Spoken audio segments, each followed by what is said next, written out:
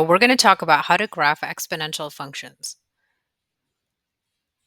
So the parent function of exponential functions is going to be a little bit different than what we used to talk about. So what happens is the function f of x equals b to the x, where b is bigger than 0 and b does not equal 1, is the parent function for the family of exponential functions.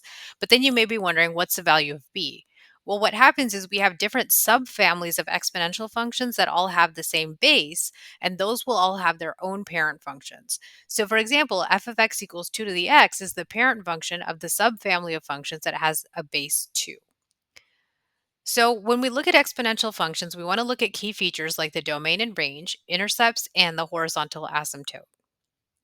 So let's look at the parent function of exponential functions that have a base 2, just as an example. So for example, f of x equals 2 to the x, and let's use that to study some of the key features. So if we look at it, you can see that the domain is all real numbers. Okay, so the domain is going to go from negative infinity to positive infinity. The y-intercept is going to be at 0, 1. Remember, if we click on that graph in Desmos, it'll tell us the location of the y-intercept. So another interesting thing about exponential functions is that they'll have a horizontal asymptote. So an exponential function in the form f of x equals a times b to the x will approach 0 from above or below, but never actually reach it. So if we look at this graph right here of f of x equals 2 to the x, you can see the graph gets really, really close to 0, but it never actually equals 0.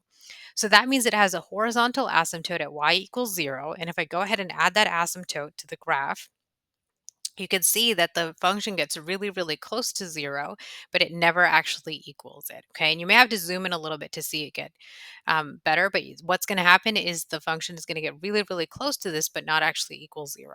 Okay. So it has a horizontal asymptote at y equals 0. So if your function is in the form y equals a times b to the x, the horizontal asymptote will be at y equals 0, which is the x-axis. Okay, so these are all examples of functions that are in the form y equals a times b to the x. So we have negative 3 to the x. You see that approaches y equals 0. 1/3 to the x approaches y equals 0. And so does negative 1/4 to the x. So since the function has a horizontal asymptote at y equals 0, the range is going to be all real numbers greater than 0. Okay, so we're going to use the open parentheses with 0 because it's not included, and then the function values are going to head all above that. So 0 to positive infinity. So that's why 0 is an endpoint of the range of exponential functions in the form y equals a times b to the x. Okay, but remember, we're going to have to adjust what the range looks like depending on the shape of the graph. So this one where we have negative 3 to the x, the lowest y value is actually going to be headed to negative infinity. So this is going to go from negative infinity up to 0. Okay, so negative infinity to 0, but open parentheses at either end. This one, the lowest value is getting close to 0. So we'll say it goes from 0, but then it goes up to positive infinity. And this one, where we have negative 1/4 to the x, the lower values are headed to negative infinity, but then the upper values just get really, really close to 0 and never actually equal it. Okay, but notice that 0 is always going to be one endpoint of the range. So the asymptotes of exponential functions, if they're in the form f of x equals a b to the x plus k, will have a horizontal asymptote at the line y equals k. Okay, so every exponential function is not going to have a horizontal asymptote at y equals 0. So if I change this function, instead of being 2 to the x, if it was 2 to the x plus 3, that's going to have a horizontal asymptote at y equals 3. Okay, so you see that doesn't get close to the x-axis. That's actually getting close to the function y equals 3. Okay, so I can just go ahead and graph that asymptote so that y'all can see that on here. So y equals k is the horizontal asymptote of functions that are in the form y equals a b to the x plus k. Okay, so you can quickly identify the horizontal asymptote if you're looking at the graph or the equation of a function. So if we have 3 to the x plus 4, notice that k value is 4, so the horizontal asymptote is going to be y equals 4. So I could just draw in that asymptote right here, and you can see that the function gets close to that value.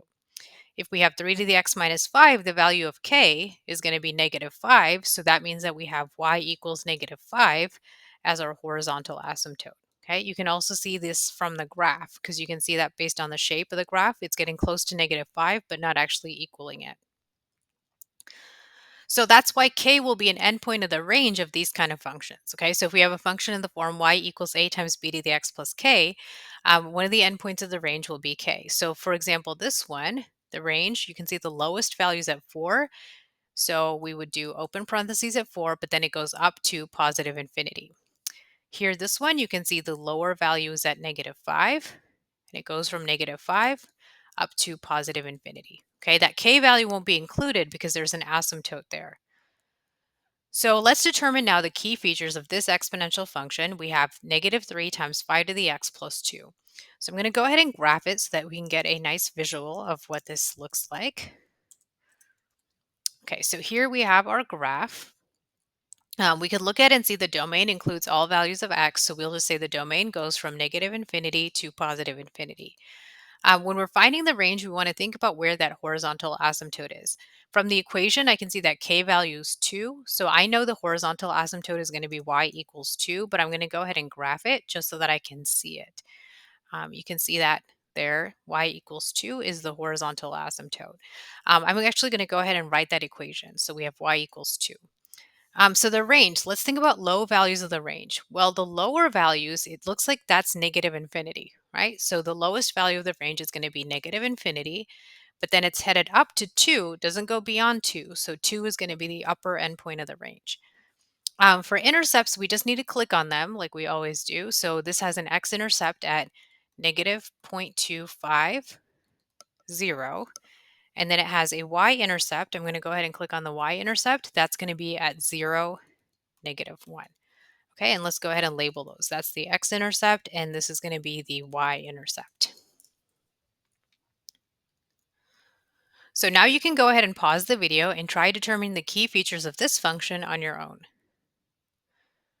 So here we have 2 times 3 to the x. You can see here's the graph of this function. The domain is going to be all real numbers. The range is going to be 0 to positive infinity because if we look at this, it has a horizontal asymptote at y equals 0. And so also, if we want to find the intercepts, we just need to click on them. This graph, you can see it has a y-intercept at 0, 2, but it does not have any x-intercepts, okay?